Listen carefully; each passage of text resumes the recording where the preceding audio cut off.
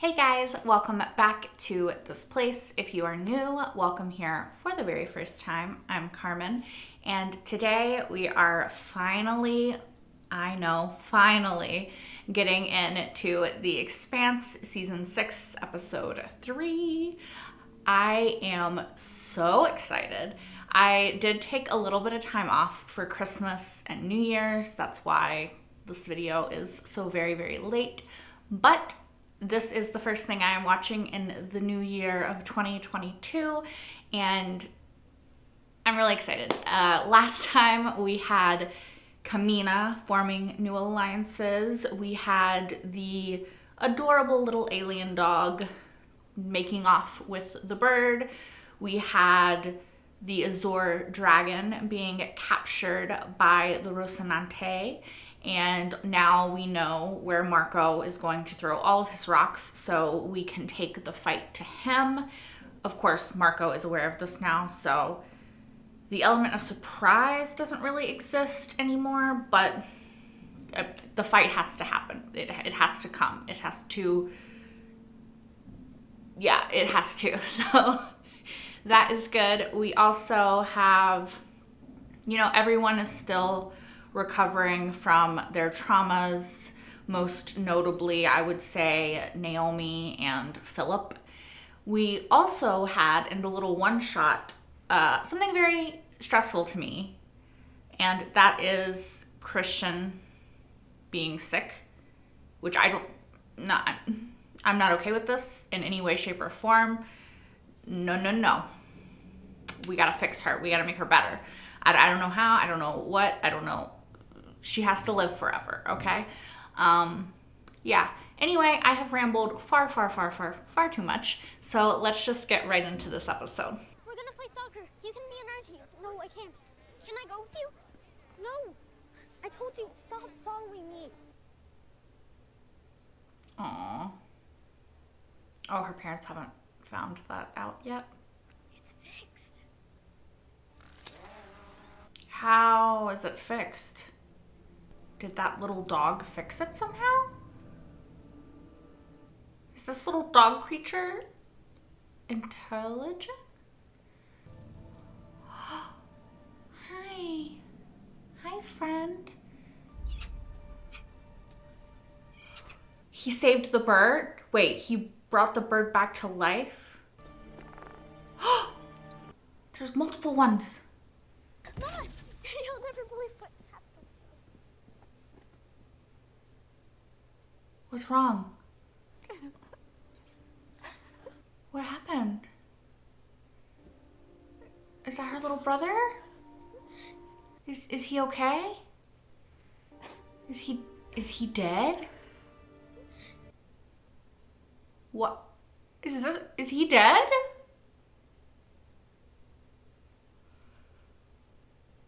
What happened? He said that they would be ready when they came. Did they just come in one ship? Inner duct clear, no IR, no heartbeats. What's going on? Maybe they waited for you to come to strike where you are? Or were?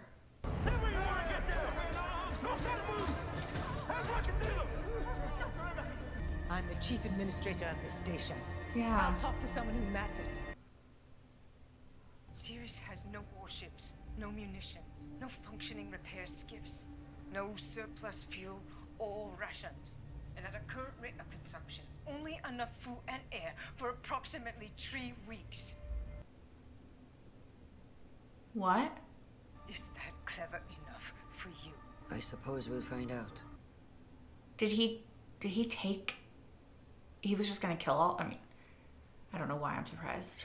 There's no way we can feed and supply 1 million people on 3 weeks' notice. Our lines are already overstretched. That's the whole fucking point, isn't it? And he turned it into a trap. Mm-hmm. And we're in it now. Yeah. If he were in this position, he wouldn't lift a finger to keep our people alive. This Yeah. is his mess. If we don't help this station, We will be the ones responsible for a massive humanitarian crisis. Yeah, also, like, you can't say he wouldn't do this, so we shouldn't do this. It's like, of course he wouldn't. He's fucking evil. He killed millions and millions and millions and millions and millions and millions of people. Like, we shouldn't follow his lead. If you want to be better than Marco Inaris, which you do because he's fucking Marco Inaris, then you can't employ the same tactics that he does. He's willing to sacrifice all of those people. You can't be willing to do the same. That's just my opinion. Hopefully you won't have to use those mods again anytime soon. I got them because of you. Oh, yeah, to kill him, right? At first, I just wanted to kill you. Then I thought it'd be better to disgrace you. I'm not blaming you. I did it to myself. I take responsibility for that. I used my mods to kill a man. His name was Ren. He was a nice man. He had a family. He trained me, stood up for me, and was nothing but good to me. Every time I use my mods, I see his face. Yeah, I bet. Why is she telling him this?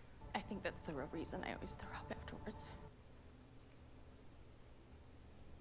Everybody on this ship has something they regret.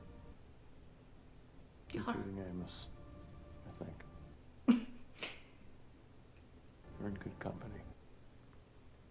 You're all human. I have to watch. I think she's just bonding with him, which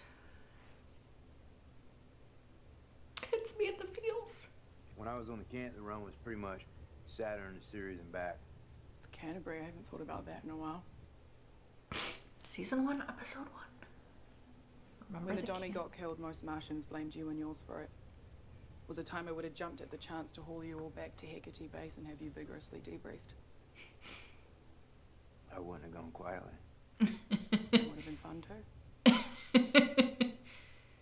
What else is good on series? They got decent booze, and all the brothels are union. Anything other than noodles, bars, and brothels? I never looked. It's okay to talk about it. I didn't want to push. I froze up. It came time to go out the door, and for a few seconds I was back on the Bella. In the airlock without a suit. Yeah, of course you were. And I was jumping off the Chetsamoko without an air ball. My body just wouldn't move. It remembers. A few more seconds and I would have pulled it together. It's fucking humiliating. No, it's not. I've been through all the things you did. Would you be embarrassed for me? You'd be doing that for yourself. Can I ask you a favor? Of course. Barkeith. Is that a ship? Yeah. They came across some UN surveillance video of the Barkeith leaving the ring space, and they asked Bobby if the UN had any record of similar incidents of ships that went missing after ring transits, and she came through, but there's a ton of data, and I could really use some help making sense of it. Okay. You're trying to distract me by giving me an interesting problem. Yes. I love them. God, I hope they live happily ever after. So. We could never hold series against the Inners, but the people there needed to believe that we could. So I told the people what they needed to hear. We shipped the station, left them barely enough to survive. We left the Inners with a problem that they had to deal with. It speaks well of you that you care about them. It speaks ill of you that you don't. Generation after generation, they've slaved away for the Inners, accommodating their needs instead of fighting for ours, caring more for their own comforts than the future of the belt. Sir. You and I were meant to be out here in the darkness. How about you let him decide what he's meant to do and be? Never forget what your name is. Philip. The name we share. This is pure manipulation. Philip, please tell me you see that. This is Saberhagen, speaking also for the Gulf. Captain Trauma, Good. I'm ready for a fight.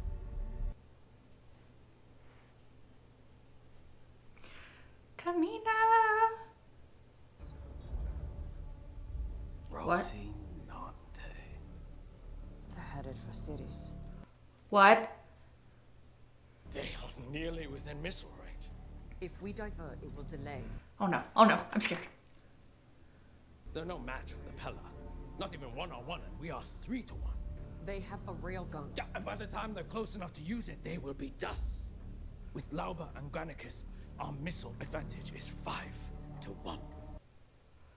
Oh god. It is not the right time. You should learn to recognize an opportunity when one presents itself. She doesn't like how reckless he's being. Oh no. I don't like this either. I don't like this either. Philip, hun? Will you take the guns? Philip. Yes, Captain. Philip,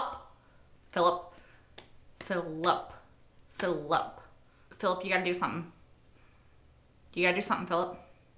Use metal epoxy to fill the cracks so it won't get any worse. What? No, what? I'm not sure. Someone sent me something. Oh no. He doesn't know. Somebody's trying hard not to leave any tracks. Amos. Oh. I hope this finds you well. Sorry, that was trite. That's the plant guy. This yeast could create massive amounts of food out of little more than spare carbon dioxide and waste energy. You know people with power. Please, get this data to them. Earth could use it now. Yeah. Don't worry about me, or May, or the rest of us. I can take care of them. I miss you, my friend. Oh, I miss their interactions. Chris, you'll know what to do with it.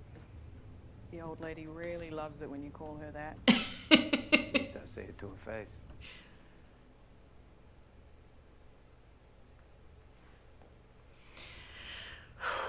You gotta wake up. Y'all gotta wake up. I'm stressed. Well, I mean, literally only holding us asleep, but still. Jim. I'm awake.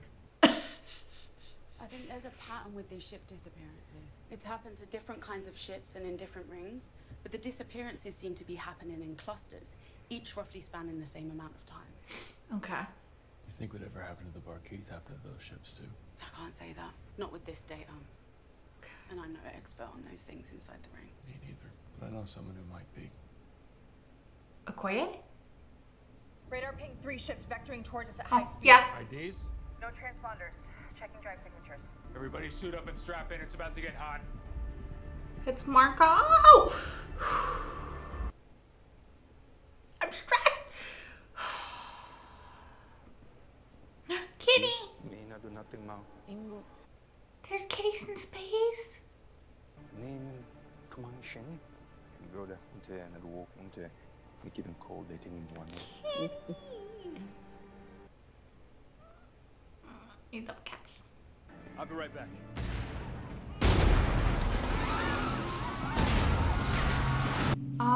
What the hell is happening?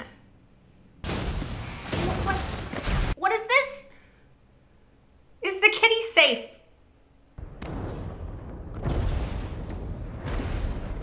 Like, I hope Monica is safe, obviously, but like, that cat better not be fucking hurt. Also, clearly a part of Marco's plan. He's so evil. Take the shot. Philip, the amount of faith I have in you is...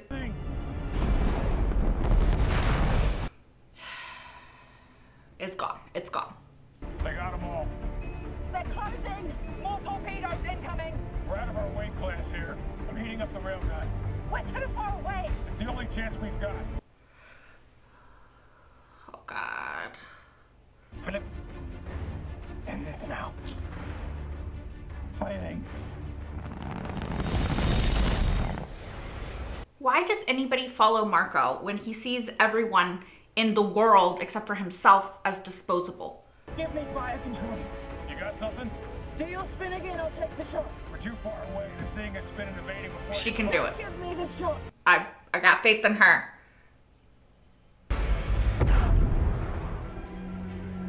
Come on, Bobby. Come on, Bobby. All converging and manual PDCs to me. Copy that. Everyone hang on. Bobby. Girl.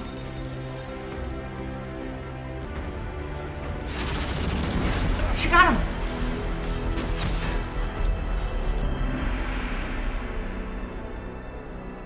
Bobby is the best. Bobby is the best. Bobby is the best. Bobby is the best. Bobby is the best. Also, did Marco get hit with something? Or somebody got hit with something? Holy shit, it worked. Time to end them. Hold your fire. What? Why? Marco's better as a prisoner than a martyr. They're not going to be down for long. Our window's closing. If this doesn't work, you fire. No, just fire. Just fire. James. Hold them. Why? This is your only chance. I will die before I live at the end of your leash. Firing one!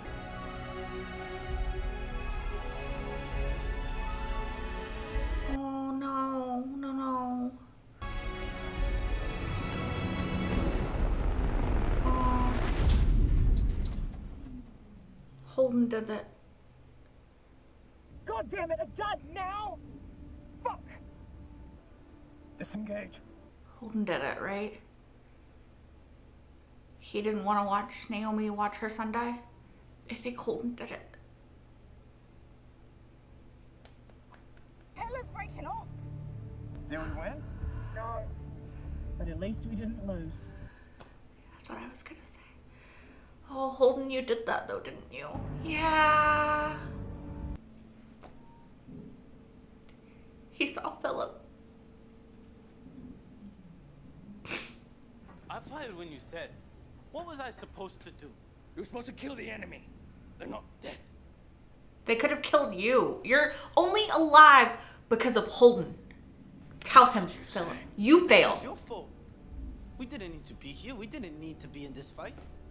Fucking tell him. We didn't need to kill James Holden. That was your pride. That was you. Just you wanted to kill the man. You are relieved of duty. You're...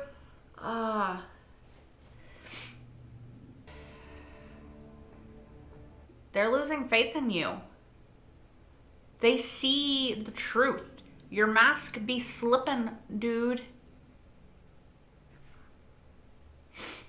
Okay, so I just watched the little one shot after episode 3 with Amos and Bobby. I don't know if I'm going to be able to include it in the reaction, but it was a fun little display of dominance of two very strong-willed people. I love their interactions, and to see it amplified even more, just to have this scene that you probably couldn't have in the show. I mean, you could. I would watch it, but kind of slows things down and maybe doesn't fit fully into like one episode, but to still be able to have that scene and let us have that moment, I really love. I think that it's cool how they tie all of the one ship singlets kind of into the episode, and also I love that they give you more context for certain character choices and decisions, and how they just let you linger on a character for a little while, you know, or multiple characters or a scene or a moment, you know. I think that it's really cool and I really enjoy it. Okay, so now let's talk about this episode for a second, because I think a lot of really interesting things happened. Okay, so something that I think is really cool to see starting to play out is that Marco is losing his luster to those around him, right? The belt, the people on Ceres that he abandoned are kind of losing their hero worship. You know, people aren't chanting Marco anymore. They're writing coward on his picture. The lady, the blonde lady, whose name I still do not remember, she is starting to look at him and the choices that he's making, and you see on her face that she's questioning. She's becoming disillusioned. She's just losing, like you slowly saw throughout this episode that she's losing faith in his choices and what he's doing, right? Philip is, I think, kind of becoming disillusioned as well. You know, I think that started earlier for Philip, but I think that he is seeing who Marco is. And I think for a long time, Philip bought the lie of Marco Inaris, right? He bought the facade, the mask that Marco put forward. And he truly believed that what Marco was doing was for the belt, that he was trying to help people. And I think that Philip does care about the belt, right? Philip wants all of this to be for the prosperity and goodness of the belt, for the future of the belt. Like, I think that he wants the violence and the horror that they've done to mean something at the end of the day. He wants a different legacy than what Marco wants. You know, he doesn't see things the same way Marco does, you know? Like, even in this episode, Marco's talking about, like, remember your name, the one we share. Like, do that name proud, Inaris, you know? Whereas I think Philip is more like, do the belt proud, which in a lot of ways makes him a lot more like Naomi than his dad. And I'm upset at Philip for shooting on the Rocinante, but I do still think that there's a possibility that he is going to turn on Marco when push comes to shove. He already had the shouting match with him. He called him a coward. He called him, you know, lots of names. And you could tell by the energy of the rest of the people on the bridge that it wasn't like it went silent and people were like, Philip, what are you doing? You know, there was kind of a consensus. Like, the blonde lady, sounded like a few mumblings from other people. There was no reason for them to go after the Rocinante. Like, there was no reason. And there was one reason, and it was Marco Inaris' reason. His jealousy of Holden and his, you know, issues with Naomi. He needs to eliminate that threat because his ego, his pride, won't allow Holden to best him, which is kind of funny because in this episode, Holden did best him. They could have killed him. Bobby fired the shot. They would have died. And the only reason, the only one that Marco is alive is because Holden stopped that torpedo because he saw Philip behind Marco and he couldn't watch Naomi lose her son. And that already makes him so much better of a person than Marco could ever hope to be. And it worries me because of what Marco is planning and what he's gonna do, and if this was our shot and we missed it, you know? But also it makes me proud that Holden is the kind of person that does something like that, you know? Like, I just love him. And I did not want to watch Naomi lose Philip, you know? I didn't want to watch that happen, so at least not by her own hand. I mean, I don't want to watch her lose him anyway, but especially like from a torpedo from her ship, you know? So I think that might be too much for Naomi right now, but also I fucking wish that Marco was gone, so. But again, sorry, to cycle back, Marco put that whole ship in the position to be killed, and they all would have including him, had it not been for Holden. So, yeah, long story short, long rambling short, I am very happy that the facade is slipping and people are starting to see Marco for the selfish, self-righteous dick that he is.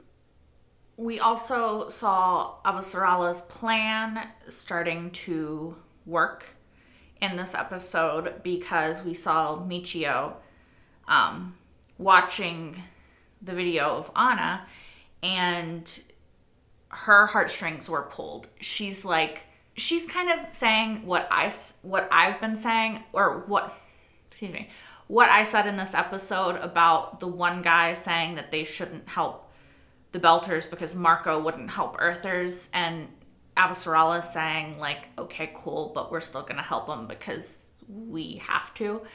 Two wrongs don't make a right? So the one guy's like, oh, they don't know where their air and their food's gonna come from and their water and whatever.